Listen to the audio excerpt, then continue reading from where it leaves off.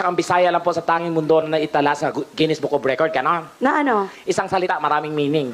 Paano maraming meaning? Oo, sa Bisaya, katulad ng salitang peace. Peace. Ang peace sa Bisaya, pwede kapayapaan. Ang peace, pwede isda. Ang peace, pwede muka. Ganon. Ang peace, pwede peace 1, peace 2. Ganon. Oh, tapos? Oo, ang peace, pag galit ka, pisti, yawa. Ganon. Nga demonyo ka. Ayan, hello po. Kasintabi po, nakukomedyante po kami. Bawal po ang pikon ngayon. Pikon po ba kayo, mother? Mukhang game naman. Hindi po. O sige, babuhin natin. Dito tayo magsimula.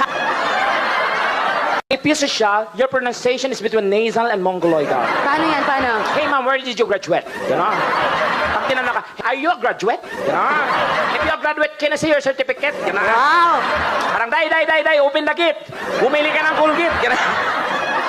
Siyempre, ang ating mga kagalang-galang na board of judges. Yeah. Yes. Na isa po sa mga nagtahi ng ating bandila. Mga kabatchmate ni Tandang Oo. So.